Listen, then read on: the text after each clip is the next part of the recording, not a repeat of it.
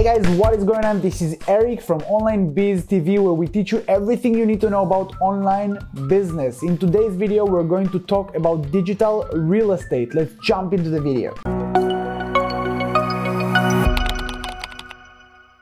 Before we get started, make sure to hit that subscribe button so you know whenever I release new videos or go live. If you like the video, make sure to like it, and if you have any questions, just make sure to comment them in the comment section below and we will answer all of you. In order to get started, we need to first define what is an asset. A digital asset, just like a traditional asset, it's something that either generates revenue for you or just goes up in value with time. I'll give you a good example for an asset that could be an apartment or a house. You own the house might go up in value with the years and you can rent it over time to generate revenue. Now let me give you a bad example for an asset, because many people have this mistake for some reason. Cars. Cars are not an asset. You can't invest in a car. Okay, you put some money into the car, over time it's just going to go down in value and you just spend tons of money on it. Okay, so cars are not an asset. If you ask yourself if what I'm holding is an asset or not, you need to ask yourself, is it going to go up in value? Do I own it? And by the way, yeah, an asset, it's gotta be something that you own. So if it's not yours, it's not really your asset, even if you do generate money from it. And does it generate any revenue for me? Okay, so now that we understand what are assets, let's talk about some of the differences between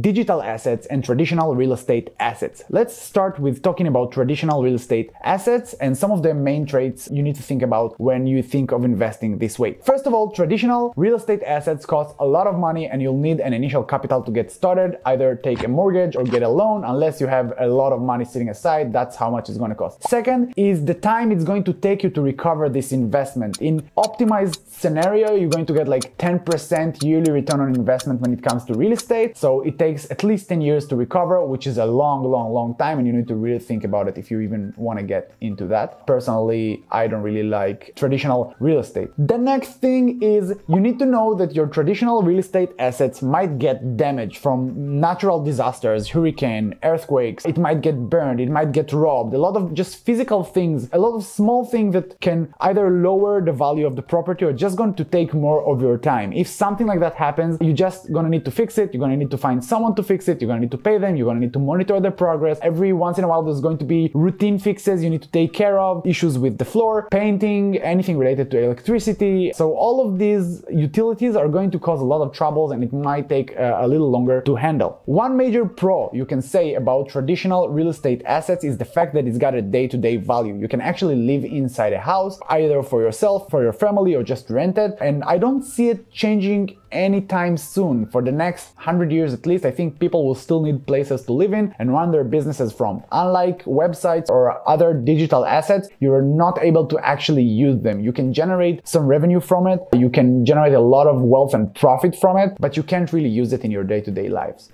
Okay guys, so now we understand the pros and cons of investing in traditional real estate assets. Now let's talk about digital assets. I'll say that most of the examples would be either a website that you can generate revenue from, it can be a store, it can be a blog with a lot of traffic you utilize to get different ads or use affiliate programs, it can be different apps that you create and people pay to use it, or you just again utilize to run ads and generate revenue from. It can be a course that you created one time or bought from someone and people just pay for it every once in a while and you get this extra revenue. It can be a social media profile that got a ton of traffic to it and you can generate revenue again from selling ads or selling traffic, or it can be anything like that. So all of these things are considered a digital asset. Another thing could be a domain. I think is the most similar thing to a house online. So domain is the one thing you type inside the URL box and then you get to the website you want to go, and usually these domains go up in value over the years. You can actually rent them today. There are actually services about it. We actually have another video talking about flipping domains and how you can handle that. So if you haven't already, make sure to check out this video. All right, so now that I gave you a few examples of digital assets, let's talk about some of the traits of digital assets. First of all, it can be created from thin air. And again, I'll give you some examples related to the examples I gave you previously. Let's say that you are a developer. You can just develop an app or a website and start generating money completely for free, just trading your time for the product you're going to build. If you have an interest or a special skill or knowledge about something, you can either create a course about it and start selling it very easily. There's plenty of platforms you can do that, and you can own this course and you can keep optimizing it and keep generating revenue from it. Or if you have that skill, you can just open a YouTube channel or just any social media platform around it, get some social following, and that's going to be another asset you can actually sell. It's going to go up in value and you're going to be able to generate revenue from people watching this content. So that's just one other thing you can do. And again, as I mentioned with domain names, if a domain is available, the actual cost of the domain is $1 per year. That's as low as real estate can go. Now, I'll tell you more in just another sentence. The most expensive domain ever was sold last year for $30 million, voice.com. Now, this same domain was bought earlier in the history for a single dollar by someone, and you can calculate the ROI on this domain for yourselves. All right, so we established the fact that you can generate digital assets from literally thin air. Another very important trait about these digital assets is the fact that the ROI might be 10 times higher than traditional real estate. I've personally invested in real estate assets that gave me an ROI of thousands of percentages from the first year alone. So just so you know, if you get the right type of asset, it can really generate a lot of value for you and it can really go up in value fast. The world of online business is really growing now. There are still plenty of opportunity there. It can go global. Things can scale up pretty fast, and there is no room for second and third place online. You only need one winner. You only need one Facebook. You only need one Shopify. You only need one Spotify. You don't really need 10 different platforms for one thing. If for apartments, for example, you need one apartment for one family, online it's different. If you're number one, the value of your asset is going to be a million times higher than smaller assets. All right. If you look at all sorts of blogs, you can type on Google dogs blog, head over to page 19, and you're going to find blogs nobody ever visited because nobody cares about it. Everybody cares about the top 3 that are actually valuable, and these usually are just going to be the best, and the value of them is going to be a million times better. The last important trait I'd say about digital assets is the fact that the condition is going to stay forever the same, which means your domain or your app or your website is not going to get damaged, it's not going to get uglier, it's not going to get wet, or it's not going to get broken. So this is something that is great about this asset. Once it's ready, theoretically, you don't have to waste any more time on it. It can get hacked, which is something dangerous, but I mean, it's no different than a house that can get robbed or something. One mutual point you need to have in mind when it comes to assets in general, and remember that traffic and attention equals money, okay? If you have any of those, you can generate money from it, and it's the same idea with assets. If you have an apartment in downtown Manhattan, there's tons of traffic there, tons of attention around the city, everybody's gonna wanna live there. Every once in a while in Israel, it's for Tel Aviv, no matter how high the prices are, people keep going and renting these apartments. Everybody will forever want to keep living in these major cities because of the attention and because of the traffic. These assets will always generate revenue. On the opposite side, if you live in a remote area where nobody really visits and nobody really gets there, you can have a property, you can own a house, but nobody promises you that you're going to generate any revenue from it, and it might have even go down in value over time. All right, guys, so we now finally understand what are assets, what are digital assets, and what are traditional assets, and what are the differences between them. By the way, my recommendation is by far, if you want to start investing in real estate, start with digital real estate. This is what I do personally, and I suggest everybody do the same as I. Again, not a financial advisor or anything like that, but this is just my personal opinion regarding how to get started. And this is important. Everything starts with education. No matter what you want to do, you need to learn everything around it. There is no easy money. There is no money on the floor you can just pick up. The world doesn't work like this. Any type of asset requires some extra work, some extra effort, some extra learning, and some extra education. Even if you do generate money, you need to learn how to keep more of this money in your back pocket. You need to think about taxes. You need to understand your legal capabilities and implications regarding on where you're at and the best legal formation for your business. It can be sole proprietor, it can be an LLC, it can be incorporated company. Again, really depends on where you are and what you do, but I really suggest by looking inside first, understand what are the things that you find interesting and you like to do, and try to do some research about these topics. Try to understand what type of online assets are there in terms of what you like. Let's say that, I don't know, you like dogs or you like dog training. Just head over to YouTube and search for dog training. Head over to Udemy, which is a course platform, and search for dog training. You'll see what type of assets are in there. You'll see what blogs are surrounding this topic. You can see what types of software are there, and then you can decide maybe to build something better. So just understand what you like. Don't just go where the money is. If you like something, you can generate money literally out of anything you like. You just understand the one thing you want to do and just go in around this topic. So this is one thing when it comes to getting started. The second thing is understand your budget. If you have zero budget, then just do the things you can do, and it's going to take time. It's either money or time. You can't replace any of these two, all right? So if you have a lot of time but zero money, just generate content. You can just open a social media profile on the platform you prefer and just start talking about the topics you like. It's going to take a while. It's not going to be easy, but eventually it's going to start working. And again, it's important to mention, no matter how weird you are, how strange are the things you like, trust me,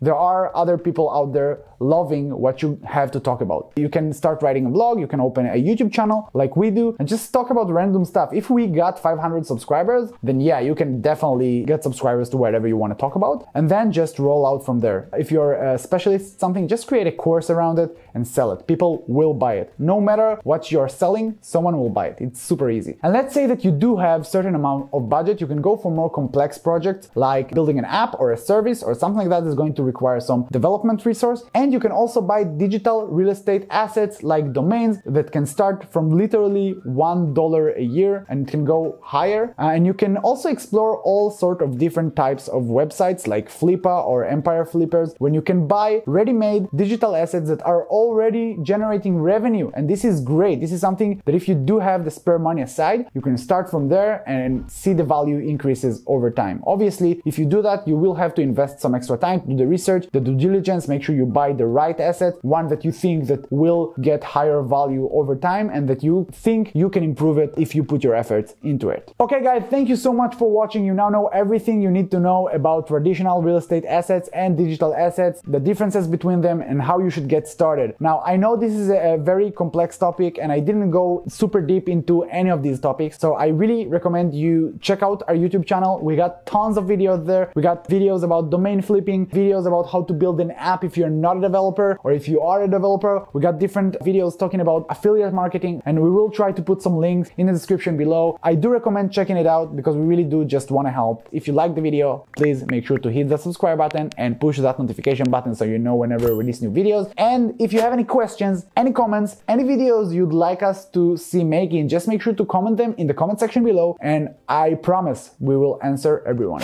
Until next time, this is Eric. Bye-bye.